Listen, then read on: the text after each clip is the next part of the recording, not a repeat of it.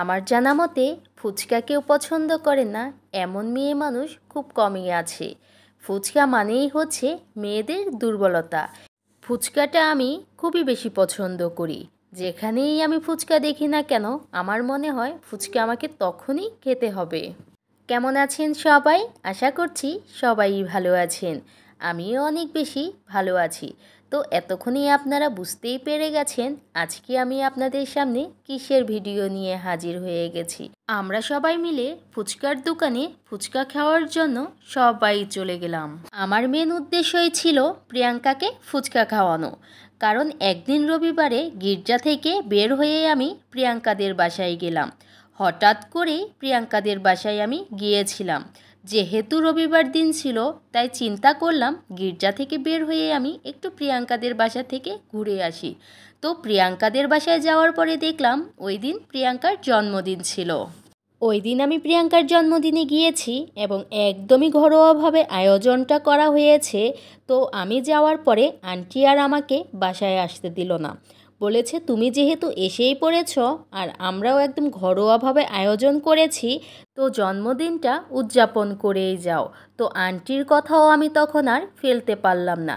যেহেতু আন্টি নিজে থেকেই আমাকে বলেছে আর আসতেও দিল না তাই আমি ওই দিন প্রিয়াঙ্কার জন্মদিনে থেকেই গেলাম। কিন্তু আমার মনের ভিতরে কেমন জানি একটা অস্বস্তি বোধ লাগছিল যে জন্মদিনে এসেছি কিন্তু কোনো প্রকারের গিফট ছাড়াই আমি তার জন্মদিনটা উদযাপন করলাম।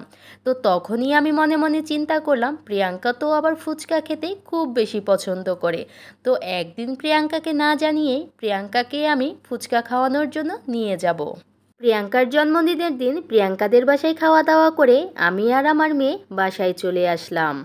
তার পরের রবিবারেই সকালে আমি আন্টিকে ফোন করে বলি আন্টি চলেন আমরা একটু বাহির থেকে ঘুরে আসি।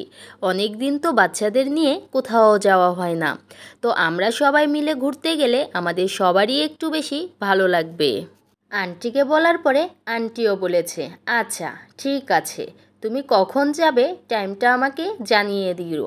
আমিও তখন আন্টিকে বলে দিলাম আচ্ছা ঠিক আছে, চলেন তাহলে আমরা গির্জার প্রার্থনার পরে কচুক্ষেত বাজার থেকে ঘুরে আসি। গির্জার প্রার্থনা শেষ করে আমরা সবাই কচুক্ষেত বাজারে ফুচকার দোকানে চলে গেলাম। আমি গেলাম, আমার মেয়ে গেল, প্রিয়াঙ্কা, জয় আর হচ্ছে আন্টি, মানে আমরা মোট 5 জন ফুচকার দোকানে ফুচকা খাওয়ার জন্য চলে গেলাম। ফুচকার দোকানে যাওয়ার পরে আমি আন্টিকে বললাম প্রিয়াঙ্কার জন্মদিন উপলক্ষে আজকে আমি প্রিয়াঙ্কাকে মানে আপনাদের সবাইকে ট্রিট দিব। যেহেতু প্রিয়াঙ্কার জন্মদিনে প্রিয়াঙ্কাদের বাসায় গিয়ে আমি সারপ্রাইজড হয়েছি তো আজকেও আমি ছোট করে প্রিয়াঙ্কাকে একটা সারপ্রাইজ দিয়ে দিলাম।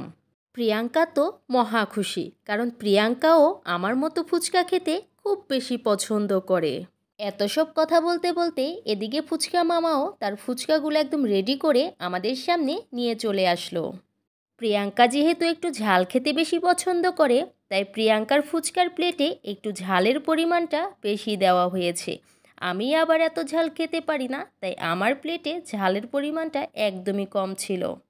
অবশেষে আমরা ফুচকা খাওয়া শুরু করে দিলাম। সবাই খুব আনন্দ সহকারে ফুচকাগুলো খেয়ে নিচ্ছিলাম। এদিকে প্রিয়াঙ্কার মুখে হাসিটা দেখতেও বেশ ভালো লাগছিল। আমরা সবাই একসাথে সময়টা খুব ভালোভাবে কাটিয়েছি। এই হচ্ছে আজকে আমার মজাদার ফুচকা খাওয়ার ভিডিও।